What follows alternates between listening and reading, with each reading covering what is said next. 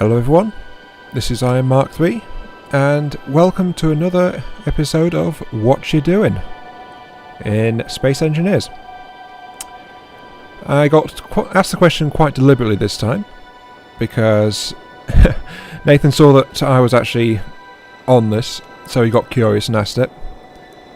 So I'm going to do this video and show you around quickly what I've been doing on here. Now, our location is the Sanctuary Asteroid, for lack of a better name, and it's on a multiplayer survival server. Not a very popular one, but there are some people around, and it's currently the home base of our faction. That's me and a couple of other people. We just cruise together and we don't shoot each other, and that's about as far as it goes.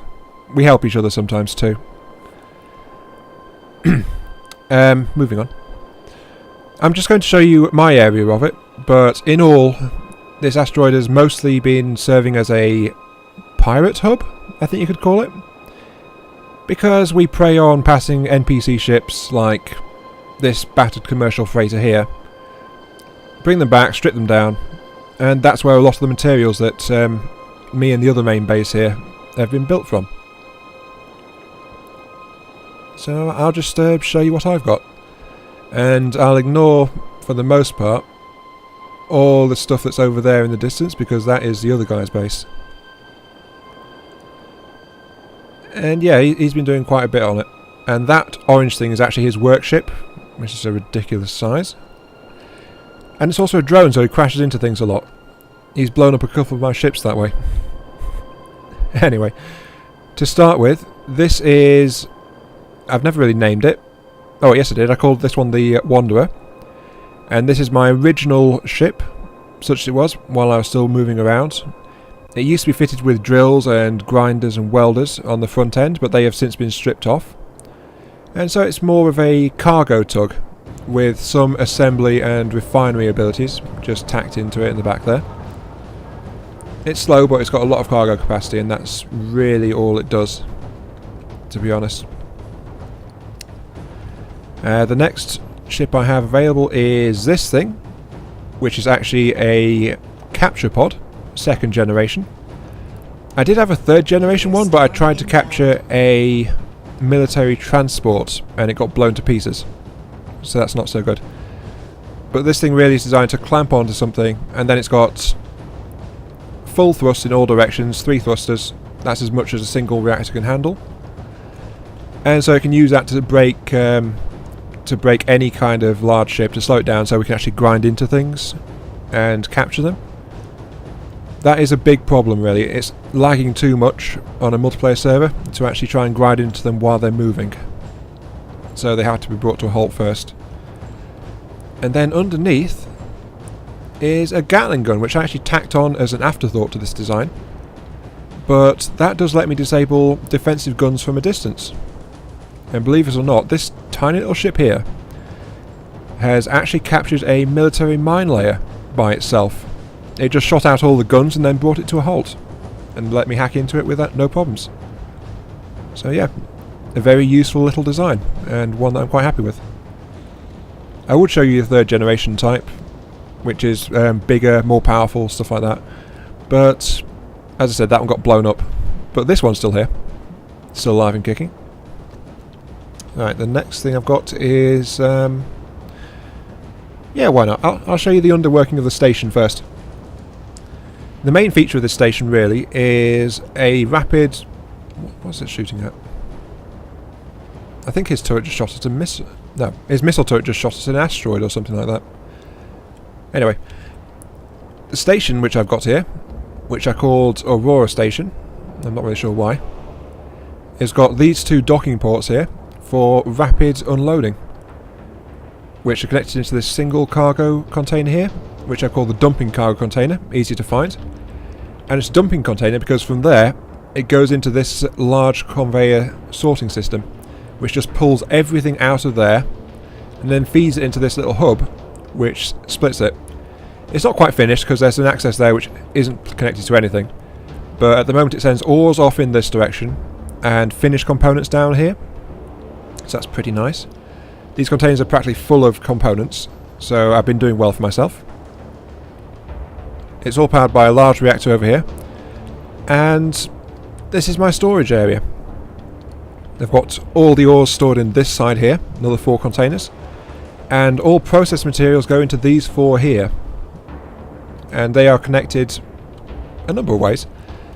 The ores containers unload into the refinery bays, which can process things quite quickly, and then they are fed straight back into the storage pods over there for the refined materials, and those are also connected to these down here, which is a full series of how many is it? 1, 2, 3, 4, 5? Yeah, 5 assemblers, which are all boosted with efficiency, so they're really fast. So it feeds into those, and then that plugs straight into the component storage over here. But there's another assembler here, which is set for disassembly. So if I've got parts here that I don't want, like big stuff like radio components or solar arrays or stuff like that, I can use this one to tear them apart, and it feeds them straight back into the raw materials hold. So that's really just an assembly and storage system, which I've got built here for this station. I'm sure you've noticed this thing here, and this thing used to be a small workship built for use in very small and confined spaces, like inside this base. But then someone who recently joined our faction accidentally parked a heavy ship down here, and when he applied reverse thrusters to get out, it actually melted most of the ship. So that's why it's a massive hole in it. He also melted that conveyor line as well, but yeah. I'm not too happy about that, especially since I gave him the ship in the first place. It's actually that yellow one just down there. That's the one I gave him, and that's the one he melted some of my stuff with. What can you do? This kind of thing happens. Moving on. What have I got next? Next up is this thing, which I've parked out of the way. It normally docks on that one there, because that's where it's got more space to move into. But this is actually a mining ship. I know it's got a slightly odd shape, but that's because it's supposed to fit down a tunnel, and I don't want it damaging itself with thrusters, so it's got these tucked away here. There's enough space there so the thrusters can't hurt each other. And it's a fair mining ship. It's got some cargo space in it. It's got gyros, it's got ore detector, oxygen refinery, and a whole batch of drills. I think it's about 27 drills or something like that. It all works quite well. But because it's a mining ship, it's not really fast. It's only got 2 side thrusters on each direction, and then 3 for forward and reverse, so it's not that good. So at the back here, I have actually fitted it with a large thruster. Now the reactor can't actually support a large thruster on this, so I've also got a battery in there as well, which I can toggle to get extra power and lets that thing run at full capacity. And that is what this ship can use to accelerate and decelerate when moving between asteroids, and it works quite well. It keeps the power demand down the rest of the time, and the speed down as well with that big thruster, and then I can just boost it up and go fly off somewhere else. So I quite like it. I'm not going to tell you anything about that ship really, because there's nothing to sell. It's a projector block with a bunch of engines and reactors stuck on the side pretty much.